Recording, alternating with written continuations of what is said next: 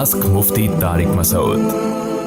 محمد سعید سرگودا سے فوتگی کے بعد کی رسومات کی کیا حقیقت ہے؟ مثلاً دن میں چارپائی بیڈ پر نہ لیٹنا،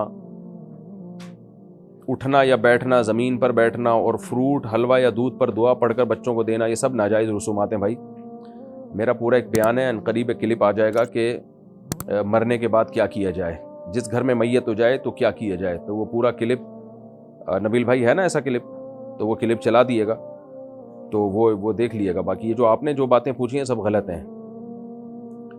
کیا بیٹ باکسنگ جائز ہے؟ یہ باکسنگ کی کون سی قسم ہے میرے بھائی؟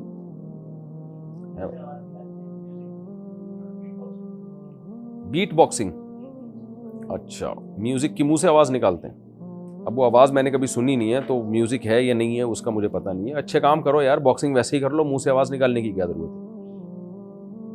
ام عبداللہ کے پی کے سے، میرا ایک بیٹا حرام کماتا ہے، یعنی رشوت وغیرہ لیتا ہے، اگر وہ گھر میں کوئی کھانے پینے کی چیز لے آئے اور ہم اس کے بدلے اسے پیسے دے دیں تو کیا وہ چیز ہمارے لیے استعمال کرنا جائز ہے؟ دوسرا مسئلہ یہ کہ ہمارا ایک پلاٹ ہے، اگر میرا یہی بیٹا وہ پلاٹ ہم سے خریدنا چاہے تو کیا ہم اسے یہ پلاٹ بیچ سکتے ہیں؟ کیا وہ پیسے ہم استعمال کر سکتے ہیں؟ نہیں۔ اگر آپ کے بیٹے کی زیادہ آمدن حرام کی ہے، زیادہ حلال کی ہے اور رشوت بھی لے رہا ہے، تو پھر تو ہم یہی سمجھیں گے بھئی آپ سے جو لین دین کر رہا ہے وہ حلال سے کر رہا ہے، اور اگر زیادہ حرام کما رہا ہے، حلال کم ہے، تو پھر آپ سے جو لین دین کر رہا ہے وہ حرام ہی سے سمجھا جائے گا، جب تک کہ وہ یقین نہ کہہ دے کہ میں نے حلال پیسے الگ سے نکال کے رکھے ہوئے ہیں۔ تو اس لیے اگر وہ کوئی چیز آپ کے لیے لے کر آتا ہے تو آپ اسے استعمال نہیں کر سکتی۔ البتہ یہ ضرور ہے کہ اگر اس چیز کے پیسے صدقہ کر دیں تو پھر وہ چیز آپ کے لیے حلال ہوگی۔ یہ جو آپ نے کہا نا کہ اگر ہم اس کے بدلے اسے پیسے دے دیں، اسے نہیں دیں پیسے، اس سے وہ چیز لے لیں اور اس کو بتا دیں کہ ہم اس کی قیمت صدقہ کریں گے، یعنی غریبوں پہ صدقہ کر دیں، تو پھر آپ کے لیے اس چیز کا استعمال جائز ہے۔ تو پلاٹ اگر آپ خریدیں گے تو پھر پلاٹ کی قیمت آپ کو صدقہ کرنی پڑے گی، تو وہ پھر خریدنا کہاں ہوا وہ؟ تو اس لیے پلاٹ تو نہ لیں، اس سے خریدیں نہیں۔ میں نے بتایا جب ہے جب حرام آمدن اس کی زیادہ ہو۔ سلمان علی انڈیا سے، کیا سامان خرید کر اس سامان کو کسی بھی کاروبار میں زیادہ قیمت کے بدلے بیچ سکتے ہیں؟ جیسے 10 روپے کی لی ہوئی چیز 15 روپے بیچ سکتے ہیں؟ جی بیچ سکتے ہیں، یہی تو ہو رہا ہے، کاروبار اسی کا نام ہے۔ 10 روپے کی چیز 10 میں ہی بیچیں گے تو بزنس کون کرے گا بھائی صاحب؟ عمران صاحب چنیوڑ سے، ایک لڑکی مجھ سے شادی کرنا چاہتی ہے اور اس کی پہلے سے ہی کسی عیسائی کے ساتھ شادی ہوئی تھی، اب وہ مسلمان ہو کر مجھ سے شادی کرنا چاہتی ہے، تو اس کا کیا طریقہ ہے؟ اگر وہ لڑکی کسی عیسائی کی یا غیر مسلم کی بیوی ہے، پہلی بات اگر صرف آپ سے شادی کے لیے مسلمان ہو رہی ہے تو پھر نہ کریں اس سے شادی۔ اسلام دل کا نام ہے، دل میں بھائی اسلام سمجھ میں آ رہا ہے تو شادی ہو یا نہ ہو، آپ نے اسلام قبول کرنا ہے۔ اسلام سمجھ میں نہیں آ رہا تو محض کسی لڑکے کی عشق میں، لالچ میں اسلام قبول کرنا، یہ تو غلط ہے۔ تو اگر آپ کو یقین ہے کہ وہ واقعی دل سے مسلمان ہو رہی ہے تو پھر شریعت یہ کہتی ہے کہ وہ اسلام قبول کرے اور اپنے شوہر پہ بھی اسلام پیش کرے۔ اگر اس کا شوہر بھی مسلمان ہو جاتا ہے تو ان کا نکاح باقی ہے، نہ تجدید نکاح کی ضرورت ہے، نہ جو ہے ان کا نکاح ختم ہوگا، بس نکاح باقی ہے۔ اور اگر شوہر اسلام قبول نہیں کرتا تو کورٹ میں کیس کرے کہ میں مسلمان ہو گئی ہوں، میں چاہتی ہوں کہ میرے شوہر پر اسلام کو پیش کیا جائے، اور اگر میرا شوہر اسلام قبول نہیں کرتا تو میرے نکاح کو عدالت ختم کرے۔ تو پھر پاکستان میں اگر وہ ہے تو یا کہیں بھی اسلامی عدالت میں وہ کیس کرے، کورٹ اس کے شوہر کو بلائے گی اور کہے گی بھائی یہ لڑکی عیسائی سے مسلمان ہو چکی ہے، تم بتاؤ اسلام لانا چاہتے ہو یا نہیں چاہتے؟ اگر نہیں چاہتے تو ہم تمہارا نکاح ختم کر دیں گے۔ اگر شوہر کہہ دیتا ہے ٹھیک ہے میں بھی اسلام قبول کرتا ہوں، تو بھی نکاح باقی ہے، تو بھی آپ کے ہاتھ میں کچھ بھی نہیں آئے گا، صحیح ہے نا؟ وہی ہوگا، دل کے ارماں آنسوؤں میں بہہ جائیں گے، ان کے مزید ہونے والے بچے آپ کو ماموں کہہ جائیں گے۔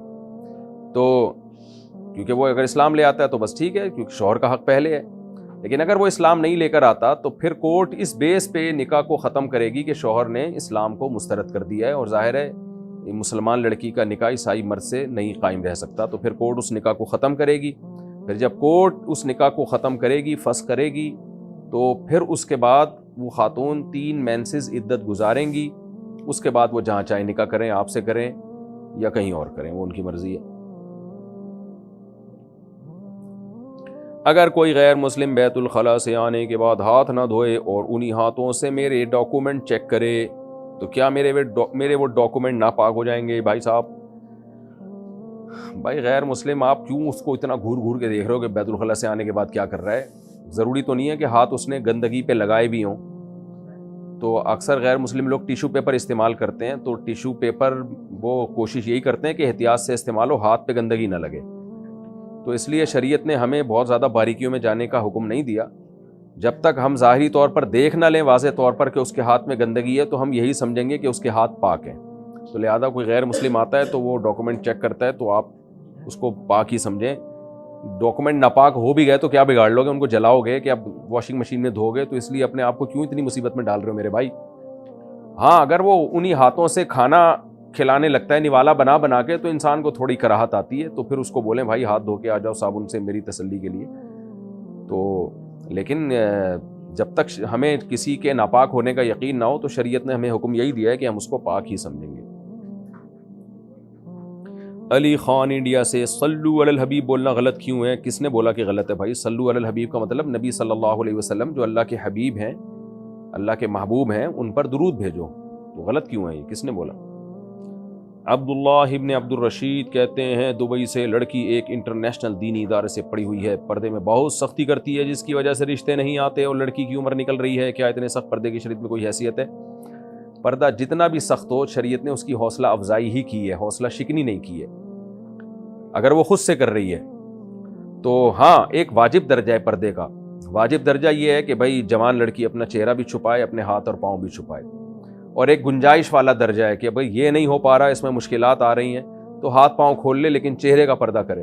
لیکن اگر کوئی بہت زیادہ کوئی مسائل کھڑے ہو رہے ہیں عورت کے لیے, اس کی زندگی اجیرن بن رہی ہے, وہ کچھ ہوتا ہے بعض ملکوں میں لیگل ہی نہیں ہے, چہرے کا پردہ کرنے کی اجازت ہی نہیں ہے, یا بعض دفعہ شوہر کہتا ہے اگر چہرے کا پردہ تم نے کیا تو میں تمہیں طلاق دے دوں گا. ایسی کنڈیشن میں پھر چہرہ کھولنے کی بھی گنجائش ہے, نارملی گنجائش نہیں ہے. تو یہ خاتون کی اگر واقعی عمر نکل رہی ہے, بہت زیادہ سخت پردہ کر رہی ہیں, تو بھائی پھر شادی نہ ہونے سے بھی بڑے مسائل کھڑے ہوتے ہیں. تو اس لیے اس خاتون کو چاہیے کہ بس پھر واجب درجے کا پردہ کر لیں. شادی ہو جائے تو پھر محبت سے شوہر کو سمجھائیں اور اس کو بھی لے آئیں. امید ہے انشاءاللہ وہ دین پہ آ جائے گا. تو کیونکہ نکاح نہ کرنے کے فسادات پردہ نہ کرنے کے فسادات سے ڈبل ہیں, زیادہ ہیں. عامر صاحب کشمیر سے ہو. ویسے بھی دیندار آدمیوں کو چاہیے نا ایسی زبردست باپردہ عورتوں سے شادی کریں, وہ جو بہت سخت پردہ کر رہی ہیں. تو دینداروں کو چاہیے کہ وہ کریں. اب رشتے ہی نہیں ہے بیچاری ایسی دیندار خواتین. میں ایسی خواتین لڑکیاں جانتا ہوں جو واجب درجے کا پردہ بھی ان کا سسرال نے چھڑوا دیا ہے, اور رشتے ہی نہیں آ رہے تھے کہ جی پردہ کرتی ہیں. کیونکہ دیندار آدمی پھر ان کو چاہیے کہ دوسری شادی کریں, تیسری شادی کریں. اسلام نے اس لیے تو 2-3 شادیوں کا حکم دیا کہ سب خواتین کو اچھے اچھے رشتے مل جائیں.